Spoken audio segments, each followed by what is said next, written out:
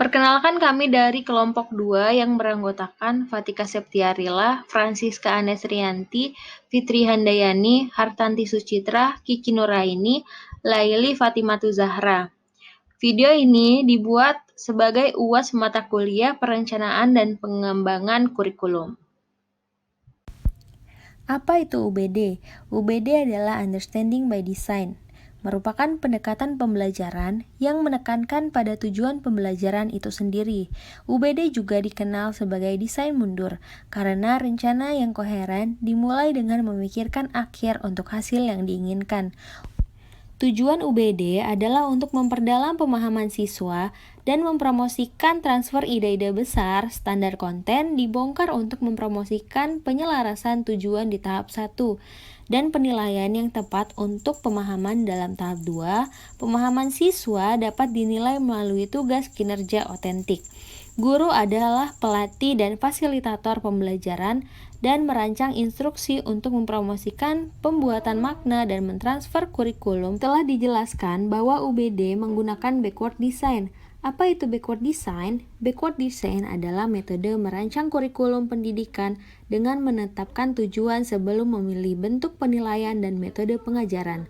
Dalam metode backward design dimulai dengan hasil akhir, kemudian mengembangkan rencana nilai, dan setelah itu merencanakan kegiatan serta konten pembelajaran.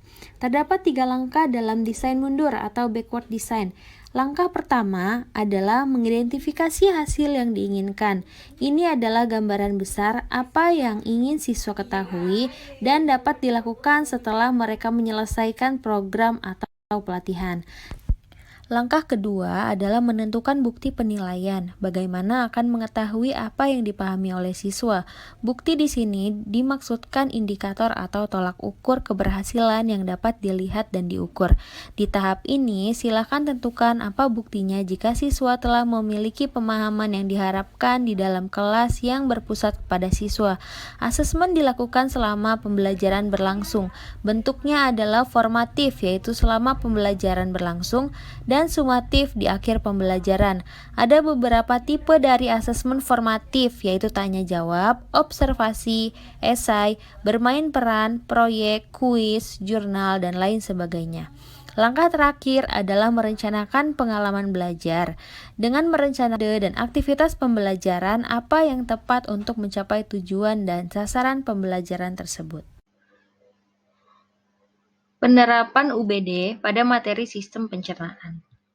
Stage 1 yaitu KD 3.7 menganalisis hubungan antara struktur jaringan penyusun organ pada sistem pencernaan dalam kaitannya dengan nutrisi, bioproses, dan gangguan fungsi yang dapat terjadi pada sistem pencernaan manusia. Kemudian KD 4.7-nya yaitu menyajikan laporan hasil uji zat makanan yang terkandung dalam berbagai jenis bahan makanan dikaitkan dengan kebutuhan energi setiap individu serta teknologi pengolahan pangan dan keamanan pangan. Nah, terdapat understanding yaitu struktur jaringan penyusun organ sistem pencernaan kaitannya dengan nutrisi. Kemudian yang kedua yaitu struktur jaringan penyusun organ sistem pencernaan kaitannya dengan bioproses. Dan yang ketiga yaitu struktur jaringan penyusun organ sistem pencernaan kaitannya dengan gangguan fungsi. Ada essential question yaitu yang pertama, apakah setiap jenis zat makanan mendapatkan perlakuan yang sama oleh setiap organ pencernaan? Yang kedua, apakah setiap jenis makanan mendapatkan perlakuan yang sama? Yang ketiga, bagaimana hubungan antara gangguan organ pencernaan dengan fungsi organ pencernaan?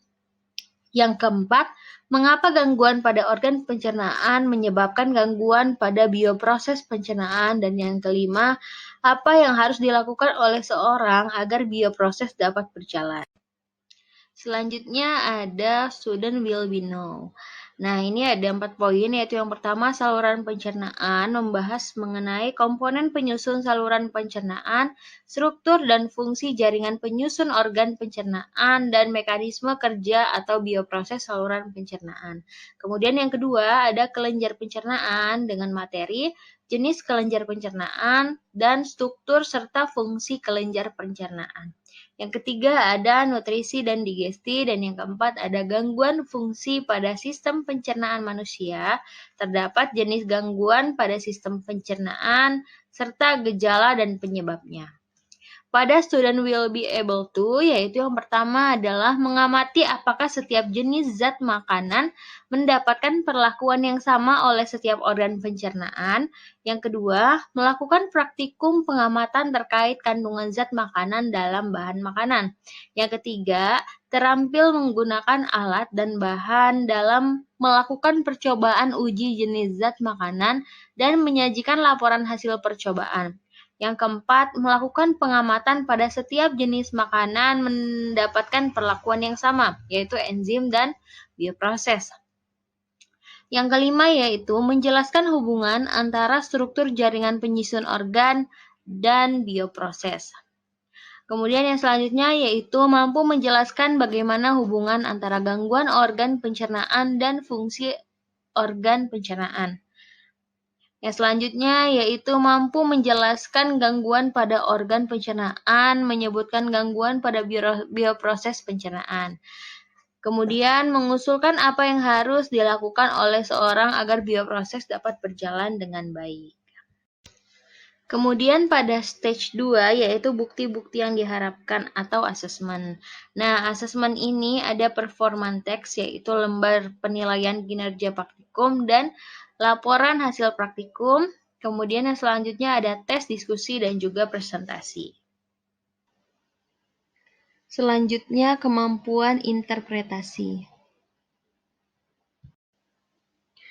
Menurut Anis Faizur Rahma tahun 2018, kemampuan interpretasi merupakan salah satu jenis kemampuan dalam pemahaman konsep. Kemampuan interpretasi merupakan kemampuan dalam mengkonstruksi suatu makna yang kemudian dapat menjelaskan serta mengkomunikasinya kepada orang lain. Indikator kemampuan interpretasi. Nah, ada beberapa indikator dari kemampuan interpretasi. Yang pertama yaitu bermakna. Menurut KBBI, bermakna mempunyai arti penting, yaitu siswa mampu mengaitkan dengan materi-materi sebelumnya yang merupakan dasar materi. Kemudian yang kedua yaitu berbagai wawasan, di mana siswa mampu menafsirkan suatu persoalan dari berbagai sudut pandang atau sikap, kemudian mendapatkan wawasan tentang sesuatu yang diamati. Yang ketiga adalah signifikan, di mana siswa mampu menafsirkan suatu konsep esensial atau penting karena dapat memberikan sebuah dampak dari suatu persoalan atau tidak bisa lepas dari persoalan tersebut. Yang keempat adalah ilustratif. Nah, dalam KBBI, ilustratif artinya bersifat ilustrasi atau menerangkan. Nah, siswa dapat menerangkan kepada temannya mengenai materi yang dibahas dalam bentuk lain, seperti gambar, simbol, analogi, dan lainnya. Kemudian yang kelima adalah membuat jelas. Nah, siswa dapat membuat kesimpulan dari materi yang diberikan. Nah, berikut ini merupakan contoh penerapan rubrik penilaian kemampuan interpretasi dalam pembelajaran pada KD 3.7 dan 4.7. Indikator yang pertama adalah bermakna. Peserta didik mampu mengkaitkan struktur jaringan penyusun organ sistem pencernaan dengan nutrisi, bioproses, dan gangguan fungsi pada sistem pencernaan manusia berdasarkan pengamatan terhadap masalah. Indikator yang kedua adalah berbagai wawasan. Penerapannya, peserta didik dapat menafsirkan macam-macam gangguan fungsi yang terjadi pada sistem pencernaan manusia untuk kemudian memahami bioproses dan struktur jaringan penyusun organ. Indikator yang ketiga adalah signifikan. Peserta didik mampu menafsirkan struktur jaringan penyusun organ dan bioproses pada sistem pencernaan untuk dapat mengenali gangguan fungsi yang terjadi. Indikator yang keempat adalah ilustratif. Peserta didik dapat menerangkan keterkaitan struktur jaringan penyusun organ dengan bioproses dan gangguan yang terjadi melalui sebuah gambar atau analogi. Nah, indikator yang terakhir adalah membuat jelas. Peserta didik dapat memberikan kesimpulan mengenai keterkaitan struktur jaringan penyusun organ dengan bioproses dan gangguan yang terjadi pada sistem pencernaan. Baiklah, berikut ini merupakan rubrik penilaian kemampuan interpretasi untuk indikator bermakna. Skor penilaian pada poin 4, peserta didik mampu mengkaitkan secara keseluruhan konsep antara struktur jaringan penyusun organ dengan nutrisi, bioproses, dan gangguan fungsi pada sistem pencernaan. Untuk skor penilaian 3, peserta didik mampu mengkaitkan sebagian konsep. Untuk skor penilaian 2, peserta didik hanya mampu mengkaitkan beberapa konsep, dan skor penilaian 1, peserta didik tidak mampu mengkaitkan antara seluruh konsep. Untuk indikator selanjutnya adalah berbagai wawasan. Pada skor 4, peserta didik dapat menafsirkan macam-macam gangguan fungsi minimal 4 yang terjadi pada sistem pencernaan manusia untuk kemudian memahami bioproses dan struktur jaringan penyusun organ. Untuk skor 3, peserta didik dapat menafsirkan macam-macam gangguan fungsi minimal 3. Kemudian untuk skor 2, peserta didik dapat menafsirkan macam-macam gangguan fungsi minimal 2, dan skor 1, peserta didik dapat menafsirkan macam-macam gangguan fungsi minimal 1.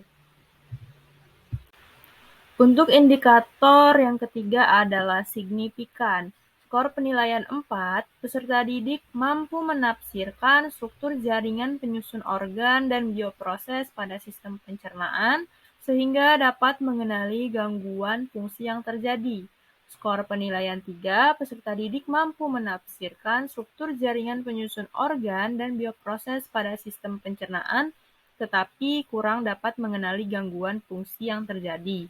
Skor penilaian 2, peserta didik mampu menafsirkan struktur jaringan penyusun organ dan bioproses pada sistem pencernaan, tetapi tidak dapat mengenali gangguan fungsi yang terjadi.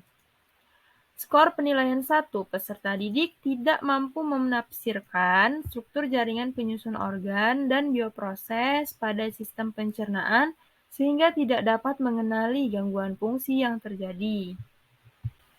Indikator yang selanjutnya adalah ilustratif. Skor penilaian 4, peserta didik dapat menerangkan dengan sangat rinci keterikatan struktur jaringan penyusun organ dengan bioproses dan gangguan yang terjadi melalui sebuah gambar atau analogi. Skor penilaian 3, peserta didik dapat menerangkan dengan cukup rinci keterkaitan struktur jaringan penyusun organ dengan bioproses dan gangguan yang terjadi melalui sebuah gambar atau analogi. Skor penilaian 2, peserta didik dapat menerapkan dengan kurang rinci keterkaitan struktur jaringan penyusun organ dengan bioproses dan gangguan yang terjadi melalui sebuah gambar atau analogi. Skor penilaian 1, peserta didik dapat menerangkan dengan tidak rinci keterkaitan struktur jaringan penyusun organ dengan bioproses dan gangguan yang terjadi melalui sebuah gambar atau analogi.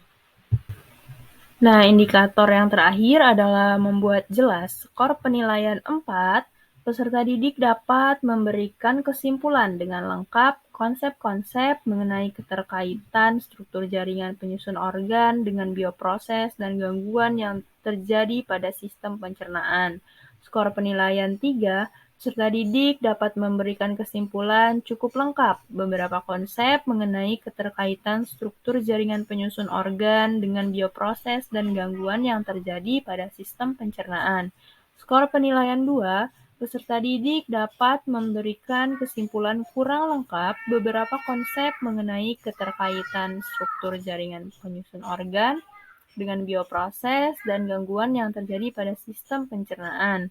Skor penilaian 1, peserta didik tidak dapat memberikan kesimpulan konsep-konsep mengenai keterkaitan struktur jaringan penyusun organ dengan bioproses dan gangguan yang terjadi pada sistem pencernaan.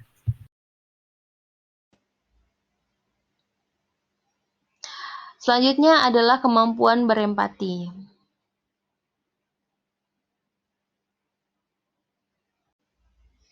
Berempati menurut KBBI adalah kemampuan seseorang apabila mampu memahami perasaan dan pikiran orang lain. Kemampuan berempati merupakan kemampuan menerima pesan dan kritikan yang bersifat terbuka terhadap pendapat dan saran dari orang lain.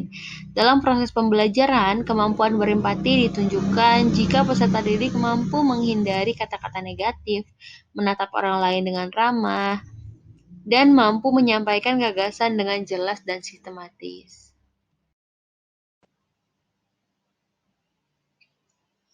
Indikator kemampuan berempati yang pertama yaitu sensitif, artinya peserta didik akan cepat peka terhadap sesuatu yang ada di lingkungannya. Peserta didik dapat memilih mana yang baik atau yang tidak. Kemudian yang kedua adalah terbuka, merupakan sifat open mind atau pemikiran terbuka pada peserta didik, sehingga jika ada saran, kritikan, dan masukan dari orang lain dapat diterima dengan baik dan dapat merubah sikap ataupun sesuatu yang kurang baik. Kemudian yang ketiga adalah reseptif, merupakan sebuah perasaan terbuka dan mau menerima segala pendapat, saran, argumen, dan perbedaan yang ada. Yang keempat yaitu perspektif, merupakan kemampuan seseorang dalam mengerti suatu hal dengan cepat dan cerdik. Kemudian yang kelima adalah taktis, merupakan kemampuan dalam menyampaikan pesan dengan jelas, sekaligus bersikap sensitif terhadap sekitar. Penerapan rubrik penilaian kemampuan berempati dalam pembelajaran KD 3.7 dan 4.7 yaitu mengenai sistem pencernaan manusia. Indikator yang pertama adalah sensitif. Peserta didik peka dan mampu membedakan kebiasaan-kebiasaan baik dan buruk yang dapat mempengaruhi kinerja organ sistem pencernaan. Kemudian yang kedua adalah terbuka. Peserta didik berpikir secara rasional mengenai keterkaitan antara struktur jaringan penyusun organ dengan nutrisi, bioproses, dan gangguan fungsi pada sistem pencernaan manusia.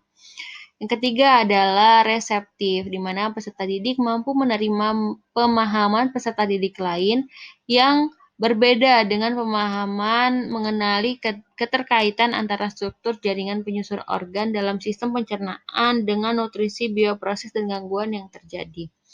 Kemudian yang keempat adalah perspektif. Peserta didik mampu mengkaji konsep hubungan antar struktur jaringan penyusun organ dan kaitannya dengan nutrisi, bioproses, dan gangguan fungsi yang terjadi pada sistem pencernaan. Kemudian yang kelima yaitu taktis, yaitu peserta didik mampu menyampaikan keterkaitan antara jaringan penyusun organ pada sistem pencernaan dengan nutrisi, bioproses, dan gangguan fungsi yang terjadi secara jelas. Selanjutnya ada rubrik penilaian kemampuan berempati. Nah, di sini ada yang pertama adalah aspek penilaian sensitif, di mana skor penilaian 4 artinya peserta didik peka dan mampu membedakan minimal 5 kebiasaan baik dan buruk yang dapat mempengaruhi kinerja organ sistem pencernaan. Kemudian skornya 3 yaitu peserta didik peka dan mampu membedakan minimal 3 kebiasaan baik dan buruk yang dapat mempengaruhi kinerja organ sistem pencernaan. Skornya 2, yaitu peserta didik kurang peka namun dapat membedakan minimal 2 kebiasaan baik dan buruk yang dapat mempengaruhi kinerja organ sistem pencernaan. Skornya 1, yaitu peserta didik kurang peka dan tidak dapat membedakan sama sekali kebiasaan-kebiasaan baik dan buruk yang dapat mempengaruhi kinerja organ sistem pencernaan. Kemudian, aspek yang kedua yaitu adalah terbuka. Skor 4 artinya peserta didik mampu berpikir secara rasional mengenai keseluruhan konsep dari keterkaitan antara struktur jaringan penyusun organ dengan nutrisi, bioproses, dan gangguan fungsi pada sistem pencernaan manusia. Skornya 3, artinya peserta didik mampu berpikir secara rasional mengenai sebagian konsep dari keterkaitan antara struktur jaringan penyusun organ dengan nutrisi, bioproses, dan gangguan fungsi pada sistem pencernaan manusia. Skornya 2, artinya peserta didik mampu berpikir secara rasional mengenai beberapa konsep dari keterkaitan antara struktur jaringan penyusun organ dengan nutrisi, bioproses, dan gangguan fungsi pada sistem pencernaan manusia. Skornya 1 artinya peserta didik tidak mampu berpikir secara rasional mengenai keterkaitan antara struktur jaringan penyusun organ dengan nutrisi, bioproses, dan gangguan fungsi pada sistem pencernaan manusia. Aspek yang selanjutnya adalah reseptif, di mana di sini ada skor penilaian, yaitu nilai 4, artinya peserta didik mampu menerima pemahaman peserta didik lain yang berbeda dengan pemahamannya mengenai keterkaitan antara struktur jaringan penyusun organ, sistem pencernaan dengan nutrisi, bioproses, dan gangguan fungsi yang terjadi. Kemudian skornya 3, artinya peserta didik cukup mampu menerima pemahaman peserta didik lain yang berbeda dengan pemahamannya mengenai keterkaitan antara struktur jaringan penyusun organ pada sistem pencernaan dengan nutrisi, bioproses, dan gangguan fungsi yang terjadi. Kemudian skornya 2, artinya peserta didik kurang mampu menerima pemahaman peserta didik lain yang berbeda dengan pemahamannya mengenai keterkaitan antara struktur jaringan penyusun organ dalam sistem pencernaan dengan nutrisi, bioproses, dan gangguan fungsi yang terjadi. Kemudian skornya 1, artinya peserta didik tidak mampu menerima pemahaman peserta didik lain yang berbeda dengan pemahamannya mengenai keterkaitan antara struktur jaringan penyusun organ, sistem pencernaan dengan nutrisi, bioproses, dan gangguan fungsi yang terjadi. Aspek yang selanjutnya yaitu perspektif. Apabila mendapatkan skor 4, peserta didik mampu mengkaji secara keseluruhan konsep hubungan antara struktur jaringan penyusun organ dan kaitannya dengan nutrisi, bioproses, dan gangguan fungsi sesuai dengan pemahamannya. Skornya 3, yaitu peserta didik mampu mengkaji sebagian konsep hubungan antara struktur jaringan penyusun organ dan kaitannya dengan nutrisi, bioproses, dan juga gangguan fungsi sesuai dengan pemahamannya. Skornya 2, artinya peserta didik mampu mengkaji beberapa konsep hubungan antara struktur jaringan penyusun organ dan kaitannya dengan nutrisi, bioproses, dan gangguan fungsi sesuai dengan pemahamannya. Skornya 1, artinya peserta didik tidak mampu mengkaji konsep hubungan antara struktur jaringan penyusun organ dan kaitannya dengan nutrisi, bioproses, dan gangguan fungsi sesuai dengan pemahamannya.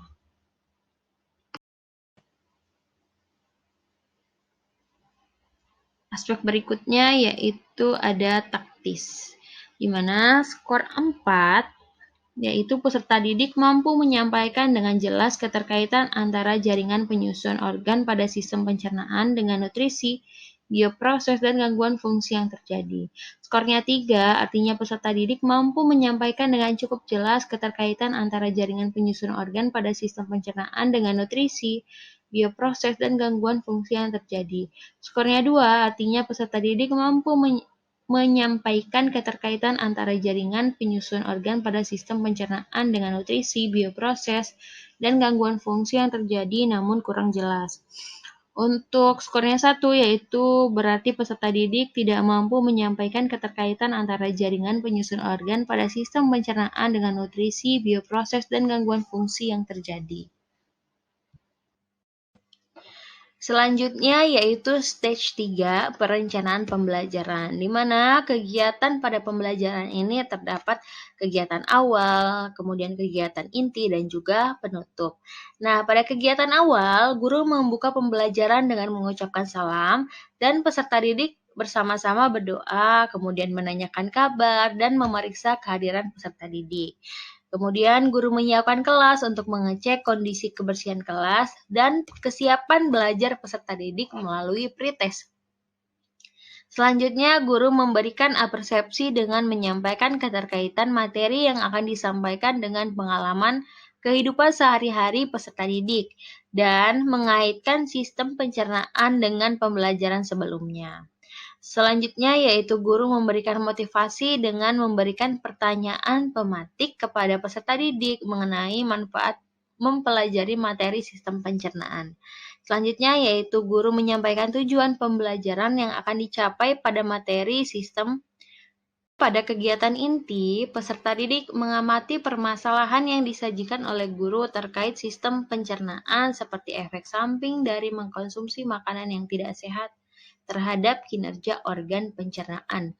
Kemudian peserta didik membuat pertanyaan terkait penyebab timbulnya permasalahan pada sistem pencernaan seperti organ dalam sistem pencernaan yang dapat terganggu.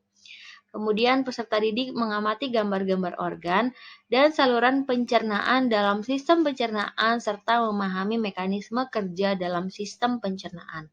Kemudian peserta didik dibagikan ke dalam beberapa kelompok, yaitu terdiri dari 4-5 orang, dan guru memberikan LKPD serta menetapkan tema proyek untuk masing-masing kelompok. Peserta didik melakukan diskusi secara berkelompok terkait tema proyek yang telah diberikan. Kemudian, peserta didik melakukan diskusi secara berkelompok mengenai struktur jaringan penyusun organ sistem pencernaan, serta kaitannya dengan nutrisi, bioproses, dan struktur jaringan penyusun organ sistem pencernaan dan gangguan fungsi. Kemudian, guru membimbing diskusi peserta didik dan membantu peserta didik dalam mengkonstruksikan pengetahuannya.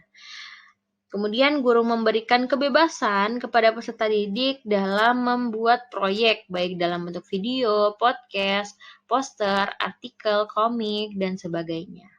Peserta didik melakukan penilaian teman sebaya dalam kelompok diskusi. Peserta didik mempresentasikan hasil diskusi mereka ke depan teman-teman yang lain. Nah, guru ini bertugas untuk mengonfirmasi hasil diskusi dari peserta didik.